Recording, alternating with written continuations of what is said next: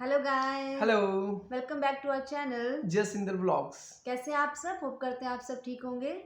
आज हम आपको बताएंगे कि जो अभी यहाँ पे जो करंट सिचुएशन है कि क्या इस तरह से हमें काफ़ी मैसेजेस आ रहे हैं इनसाइड यूके आउटसाइड यूके कि क्या हम अप्लाई करें कैसे करें हमारा कॉस्ट नहीं आ रहा, तो इन सब के बारे में आपको बात करेंगे कि आज कैसे कैसे चीज़ें यहाँ पे हो रही हैं और जो ग्राउंड रियलिटी है वो क्या है।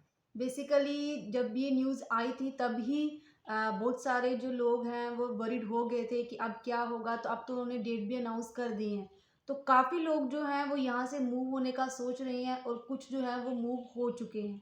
तो उसी के बारे में डिस्कस करेंगे कि क्या रूल्स का क्या क्या इम्पैक्ट पड़ता है और लोग क्या सोच रहे हैं और उनमें क्या मतलब उनको क्या क्या परेशानी आ रही है जिसकी वजह से वो यहाँ से मूव होने का वो सोच रहे हैं। और इन रूल्स के आने के बाद एग्जैक्टली होगा क्या, हम्म। माइग्रेंट्स जो भी आए वो करेंगे क्या।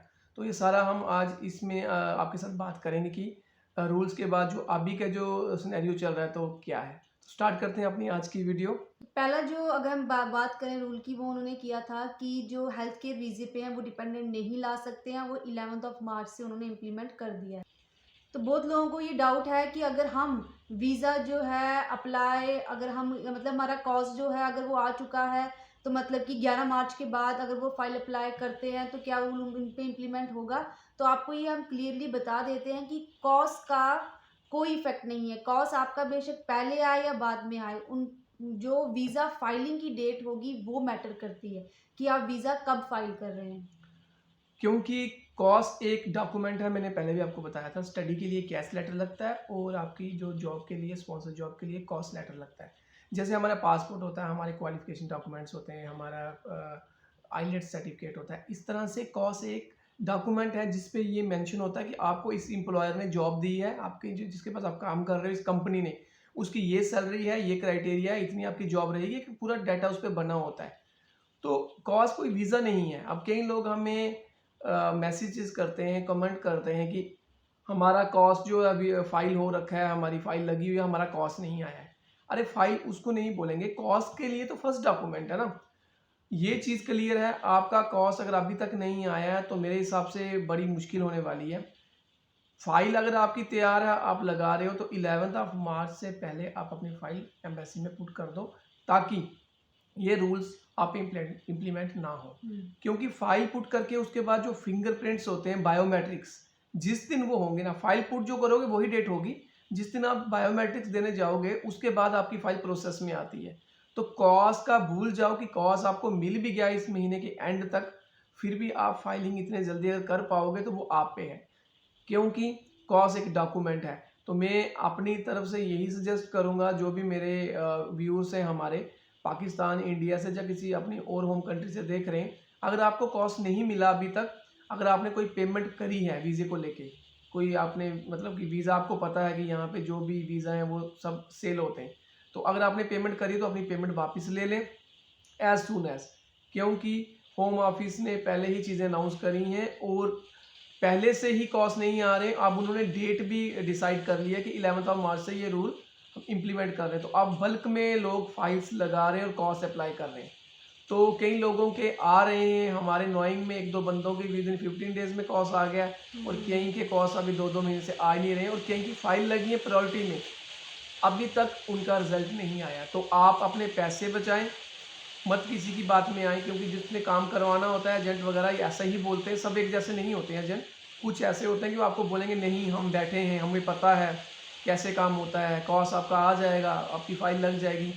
अगर कॉस्ट इस महीने के एंड तक नहीं आता है तो आप अपने पैसे वगैरह ना दें किसी को, अगर दिए हैं तो वापस ले लें, क्योंकि फाइल ही मेन है। कॉस्ट के बाद आपको अपने सारे डॉक्यूमेंट इकट्ठे करके पूरी अपनी फ़ाइल तैयार करके ऑनलाइन एम्बेसी में डालनी पड़ती है, उसके बाद ही वो रूल आप पे इम्प्लीमेंट नहीं होगा अगर आप 11 मार्च से पहले अपनी फ़ाइल एम्बेसी में पुट कर देते हैं तो कॉस्ट का ये सिनेरियो है। अभी तक कॉस्ट इनसाइड यूके और आउटसाइड यूके सबसे ज़्यादा प्रॉब्लम चल रही है। आउटसाइड यूके तो लोगों के कॉस्ट आ ही नहीं आ रहे। ही नहीं रहे हैं। क्यों? इनसाइड फिर कुछ ना कुछ थोड़े बहुत हाँ हमारे जो नोन है उनके भी आए हैं, बट हाँ, आउटसाइड यूके जो है वो बहुत ही मतलब उन्हें आप एग्जांपल ले लो कि आउटसाइड यूके किसी ने 100 कॉस्ट अप्लाई किए तो विद इन 1 या 2 किसी के आए होंगे, मैं कह नहीं सकता। इनसाइड यूके 100 अप्लाई किए तो 10 to 15 आए हैं। ये फ़र्क है। क्यों? क्योंकि गवर्नमेंट ऑलरेडी वो भी अभी प्रोसेस में है, उन्होंने ये चीज़ें इम्प्लीमेंट करनी है। तो उसके बीच में अगर सब लोग ऐसे ही अपना रश में फाइल्स डालेंगे तो फिर मुश्किल हो जाएगी। तो इसलिए आपसे यही बताना था आपको कि अभी आप कॉज़ के लिए थोड़े दिन और रुक सकते हैं। उसके बाद आप अपने किसी को पैसे ना दें, कुछ भी ना करें और पैनिक ना हो, क्योंकि ये इन कंट्रीज़ का यही रूल है। तो मुझे नहीं लगता है कि जो लोग जिनका कॉज़ आ गया, जो अप्लाई करेंगे, उनको सबको वीज़ा भी मिल जाएगा, अगर उनको मौका चाहिए रिजेक्शन निकालने का। तो हेल्थ केयर में डिपेंडेंट नहीं आ रहे, तो ये भी एक लोगों को है कि अब किस लिए हम यूके का करें। तो कहीं न कहीं वो यहाँ से माइग्रेट हो रहे हैं या फिर वो यहाँ पर आने का सोच नहीं रहे, क्योंकि विदाउट डिपेंडेंट तो अब जिनकी यहाँ जिनके स्पाउस हैं, जिनकी शादी हो चुकी है, तो वो तो प्रेफ़र करेंगे ही। तो लोग क्या कर रहे हैं, अब वो कहीं न कहीं यहाँ से अपना जो यूके आने से प्रेफ़र वो कहीं और कंट्रीज़ प्रेफ़र कर रहे हैं, क्योंकि जो हेल्थ केयर पे आना चाहते हैं। तो ये भी एक रीज़न है कि लोग यहाँ का नहीं सोच रहे हैं या फिर यहाँ से माइग्रेट हो रहे हैं। हाँ, ये ग्राउंड रियलिटी है। हुँ। मोस्ट ऑफ द केसेस जो छोटी उम्र के स्टूडेंट आए, जो ग्रेजुएशन पे आए हैं, वो यहाँ पे मतलब कहीं न कहीं इल्लीगल के पाथवे पे चल पड़े, क्योंकि यहाँ आगे का कोई रास्ता दिख नहीं रहा है। जो मास्टर्स पे आए हुए हैं, तो काफ़ी उन्हें अपने डिपेंडेंट्स बुला रही हैं। अभी भी हमें लोग मिल रहे हैं जो अभी विदिन 2 मंथ्स, विदिन इस मंथ में जो लोग अभी भी यहाँ पे लैंड कर रहे हैं। तो उनके लिए अच्छा, उन्होंने पहले अलर्ट रहे हैं, वो उन्होंने पहले अपनी फाइल्स डाली हुई हैं, तो वो आ रहे हैं। तो ये जो छोटी उम्र के स्टूडेंट्स हैं जो ग्रेजुएशन पे ज़्यादा आ रहे हैं, तो मोस्टली ज़्यादा उसी पाथवे पे वही है, क्योंकि अपना पैसा पूरा करना तो आपको इलीगल होना ही पड़ेगा। और जो मैच्योर हैं, जो स्टूडेंट्स जो मास्टर्स पे आए हैं, वो तो अपने पीएसडब्ल्यू पे, मेजॉरिटी ऑफ स्टूडेंट्स पीएसडब्ल्यू पे अपना काम करेंगे जब उन्होंने सोचा है कि करेंगे। मतलब कि उसी पाथवे पे कुछ चल रहे हैं कि इन्होंने लिया हुआ है पीएसडब्ल्यू, वो स्टडी वर्क परमिट, और कईयों ने अभी लेना है, तो वो भी यही बोलते हैं कि अपना टाइम निकालेंगे, उसके बाद कोई मिलेगी जॉब तो देखेंगे, नहीं तो चले जाएंगे। और कुछ लोग, नंबर ऑफ स्टूडेंट्स या नंबर ऑफ जो लोग वर्क परमिट पे पहले थे, वो अब यहाँ से माइग्रेट कर रहे हैं। यहाँ से यूरोप कंट्रीज़ में आपको पता होगा इजीली वीज़े लग जाते हैं। कुछ लोग यूरोप में जा रहे हैं, कुछ ऑस्ट्रेलिया या कनाडा की तरफ जा रहे हैं। वो थोड़ा लंबा प्रोसेस है, उसके लिए बड़ी कंट्रीज़ हैं, आगे जाके भी आपको मतलब कि पैसे तो लगाने पड़ेंगे। आप स्टडी लेते हो, कुछ भी लेते हो, तो वो भी लंबा प्रोसेस है, लेकिन यह है कि आप सेटल हो जाते हो, टाइम लगता है।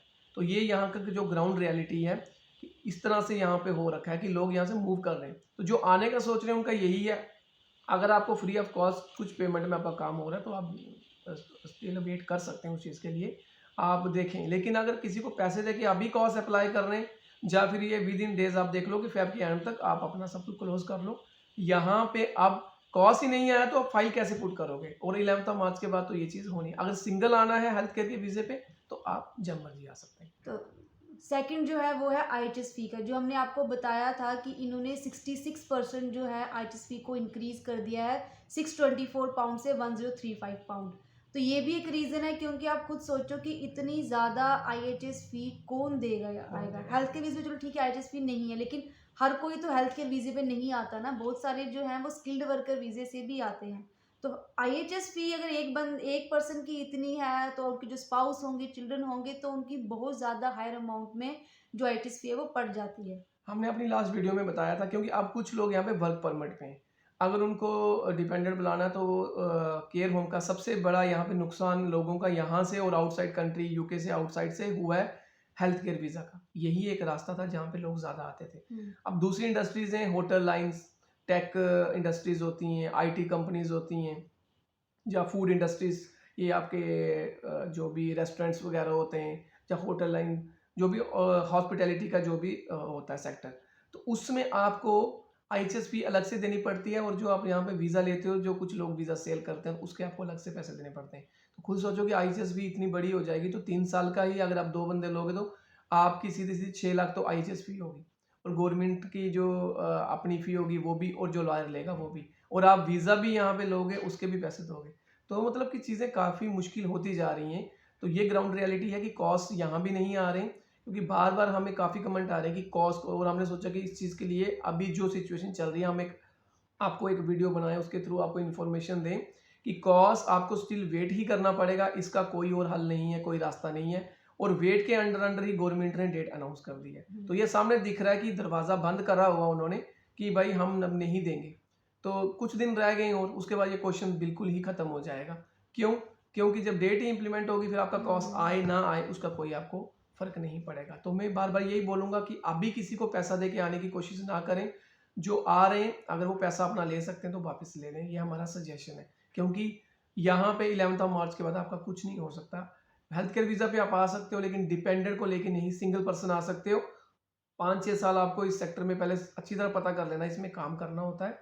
आप काम करोगे फिर जाके आपको ILR होगी, देन आप किसी को बुला सकते हो।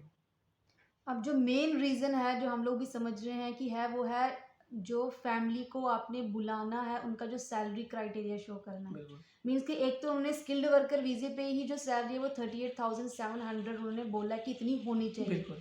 अब आप खुद बताओ कि अगर फॉर एग्ज़ाम्पल कोई स्टूडेंट आता है, वो अपना स्टडी कंप्लीट करता है, उसके बाद अगर PSW भी लेता है, उसके बाद तो स्किल्ड वर्कर में कोई जॉब मिलती है किसी भी स्किल्ड में, तो उसको 38,700 सैलरी कौन देगा? नहीं मिलेगी, नहीं मिलेगी बिल्कुल। ऑलरेडी जो सैलरी है वो जो मतलब जो यहाँ पे मिनिमम सैलरी वो है 26,200, हाँ, या इतनी सैलरी है। तो वो कंपनी इतना ही देती है। अगर आप बिल्कुल। सोचो कि कुछ ज़्यादा भी दे देंगे तो 29,000 तक वो कंपनी सैलरी दे देंगी। बट 38,700 सैलरी जो है वो बहुत ही ज़्यादा सैलरी है। क्योंकि अभी आप देख लो केयर होम में अगर कोई आना चाहता है सिंगल पर्सन 11 मार्च के बाद, समझ लो कि वो आ गया यहाँ पे, 3 साल का वीज़ा मिलेगा, फिर 2 साल का एक्सटेंड होगा, आपका 5 साल का वीज़ा है। 5 साल के बाद जब आप अपनी ILR लगाओगे, उसके बाद जब आप अपने डिपेंडेंट को बुलाओगे तो ये रूल सबके लिए है सैलरी का। तब आपको 5 साल में ये सैलरी 38,700 हो जाएगी, मे बी इससे ज़्यादा भी हो जाए। इतनी सैलरी यहाँ पे नहीं मिलेगी, आप अपने डिपेंडेंट को नहीं ले आ पाओगे। मतलब रास्ता सब तरफ से बंद है। हाँ, अगर आपको काम करने के लिए आना है, ईजिली जॉब मिल रही है आपको, अपनी क्वालिफिकेशन पे मिल रही है, विदाउट कोई भी आपको किसी को पैसा दिए हुए, तो आप आ सकते हो, एक्सपीरियंस लो, यहाँ जॉब करो, पैसा कमाओ और यहाँ से आगे मूव कर सकते हो। नहीं तो अपनी होम कंट्री जाके उसी फील्ड में आप अपनी अच्छी जॉब कर सकते हो। इवन के जो यहाँ के सिटीजन भी हो चुके हैं, वो भी फिर यही सोच रहे हैं कि अगर हम अपनी कंट्री से अपने डिपेंडेंट, क्योंकि कभी ना कभी तो वो भी शादी करेंगे, मैरिज करेंगे, तो फिर वो अपने डिपेंडेंट को नहीं बुला पाएंगे, तो इससे वो प्रेफर कर रहे हैं कि यहाँ से हम मूव होके किसी और कंट्री में रह के फिर अपने डिपेंडेंट को हम बुलाएं। तो ये भी एक मेन रीज़न है कि, और ये बहुत ही, मैं तो बोलूँगी बहुत ही गलत है, क्योंकि आप उन्होंने इतनी सैलरी क्राइटेरिया रख दी है कि फैमिली को आप समझ लो बुला ही ना पाओ बुला ही अपनी। ना पाओ। ये इन्होंने सारे रास्ते बंद कर दिए हैं। अब जो यहाँ पे लोग हैं, हमारे साथ काम करते हैं लोग, इटालियन लोग भी हैं और रोमानिया के लोग भी हैं, ये सब जो है यूरोप की कंट्रीज़ हैं। कुछ जर्मनी से भी हैं, बांग्लादेश से भी हैं, पाकिस्तान से भी हैं, इंडिया से भी हैं, इस तरह से श्रीलंका से भी हैं। तो अब ये जो सब लोग हैं यहाँ पे बेशक 15 साल से रह रहे हैं, 20 साल से रह रहे हैं, लेकिन ये जो मैरिज करते हैं या कभी भी इन्होंने अपनी होम कंट्री में अपनी फैमिलीज को रखा हुआ है, तो कैसे लाएंगे?